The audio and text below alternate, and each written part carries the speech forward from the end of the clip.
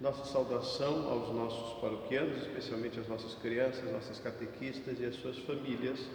Nós voltamos aqui com a nossa reflexão sobre o Evangelho de domingo, e eu queria também falar de algumas outras coisas hoje, porque sexta-feira agora tivemos a solenidade do Sagrado Coração de Jesus.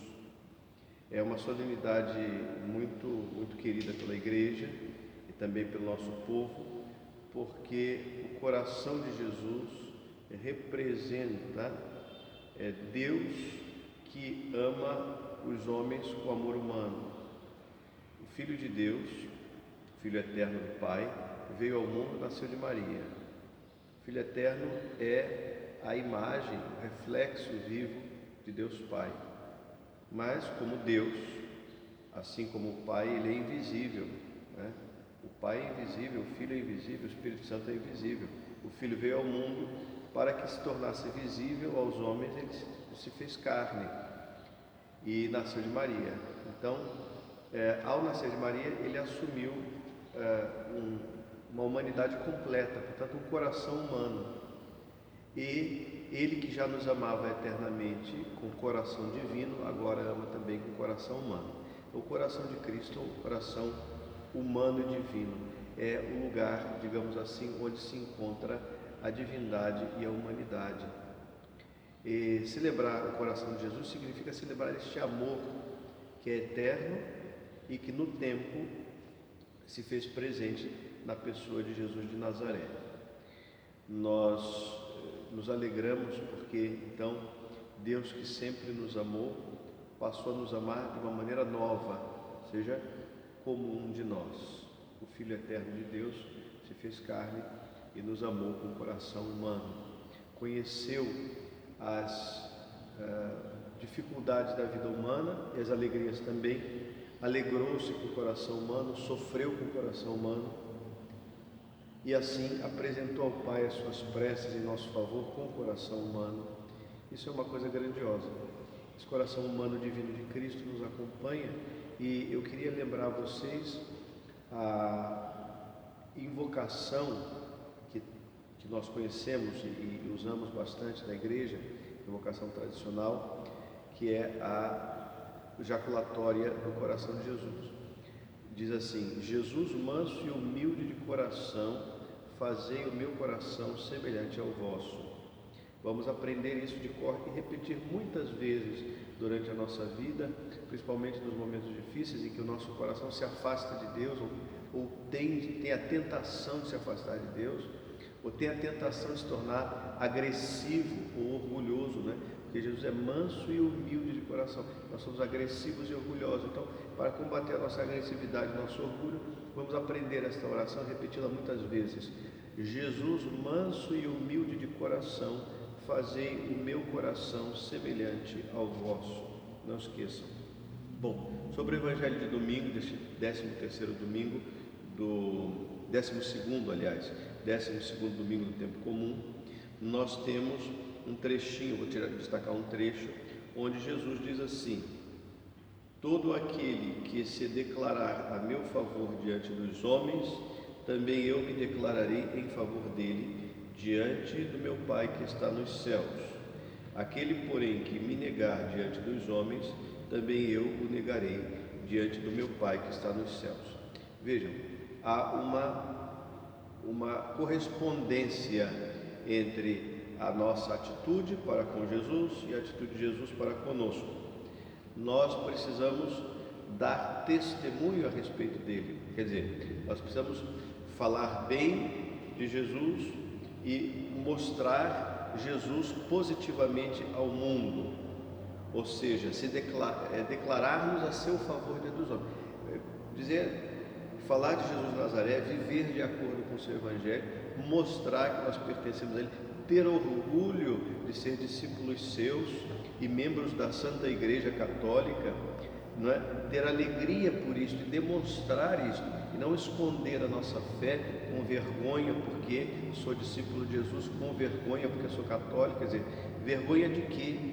Quem tem vergonha não sabe, não conhece a sua própria fé, porque nós temos na nossa fé e na nossa história muitos motivos para nos orgulharmos, nos alegrarmos, apesar de tantos erros, mas quem é que não os tem? Os erros todos têm, quem não os cometeu, quem não os comete, mas as glórias da Igreja Católica ninguém tem, a não ser ela, e dessas glórias, não dos erros, nós nos alegramos e também, de certa maneira, no bom sentido da palavra, nos orgulhamos, entre aspas, né, por pertencermos a essa história gloriosa, né? Então, nós temos que nos alegrar por pertencermos a Jesus Cristo e nos declarar a favor dele diante dos homens, não esconder a nossa pertença, a nossa fé, a nossa identidade de discípulos de Jesus, católicos que somos. Muito bem. Então, quem tiver, digamos assim, a coragem e a alegria de aparecer como discípulo de Jesus e membro da sua igreja diante dos homens, quem não esconder isso de ninguém, quem tiver a alegria de se demonstrar como tal, essa pessoa tem a garantia de que Jesus também, lá no céu diante do Pai, vai se pronunciar em favor dele, vai agir em favor dele diante do Pai. Eu também me declararei em favor dele diante do meu Pai que está nos céus. Isso é garantia de salvação para nós. Se Jesus falar a nosso favor diante do Pai, estamos salvos. Agora, se por acaso alguém negar Jesus diante dos homens, tem vergonha de Jesus? Você tem vergonha de Jesus? Tem vergonha da sua igreja? Se você tem vergonha, Jesus também vai ter vergonha de você. Então, aquele que me negar diante dos homens, também eu negarei diante do meu Pai. Se Jesus negar algum de nós diante do Pai, a gente não entra no céu. Se Jesus me negar diante do Pai, esse aqui não, esse aqui, eu tenho vergonha dele, porque ele tem vergonha de mim, esse não entra no céu, de jeito nenhum. E é impossível entrar no céu se Jesus negar você diante do Pai, é impossível. Como é certo entrar no céu se Jesus falar a seu favor diante do Pai. Então, já que nós queremos que Jesus dê bom testemunho de nós diante do Pai, nós demos também o nosso bom testemunho dele diante dos homens. Essa é a consequência prática para nós. Então, quem quer ser salvo precisa, com alegria, testemunhar a sua pertença a Jesus e à igreja diante dos homens. Peçamos ao Senhor que nos dê essa sabedoria e essa coragem para que Jesus fale a nosso favor diante do Pai. E agora então me despeço de vocês dizendo que dentro de pouco tempo retomaremos as nossas atividades normais na igreja. As missas vão começar no dia 4 e dia 5, são sábado e domingo, né? Dia 4 e dia 5, nos horários seguintes. Atenção, dia 4, sábado, nós vamos fazer uma missa ao meio-dia e vamos fazer uma missa às 6 horas da tarde. Ambas as missas já são válidas para o domingo, meio-dia e 6 horas da tarde.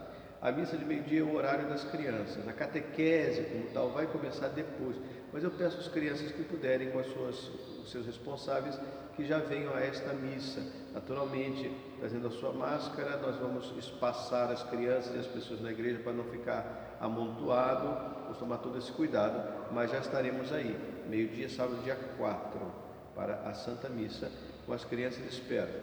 E no dia 5, que é domingo, vamos ter 2 missas. Atenção, a 2 missas, mesmo sendo o primeiro domingo, serão 2 missas. Atenção, a primeira missa vai ser no horário de 9 horas. A segunda missa vai ser no horário de 18h30, 9 horas e 18h30 aqui. Por que não vamos fazer às 7h30 a primeira missa? Porque é o primeiro domingo. O primeiro domingo a gente sempre faz mais tarde. A única diferença agora é que normalmente fazemos só uma missa no primeiro domingo. Dessa vez não.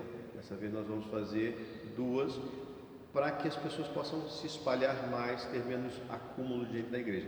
Quem puder privilegiar o horário de sábado, faça isso, porque vai ter menos gente, é melhor. nos interessa que as pessoas estejam mais espalhadas na igreja. Então, sábado temos 2 missas, aproveitem um desses horários, quem puder, e quem não puder terá os 2 horários do domingo, 9 horas e 18 horas. Louvado seja nosso Senhor Jesus Cristo, que vos abençoe Deus Todo-Poderoso, Pai e Filho e Espírito Santo. Amém.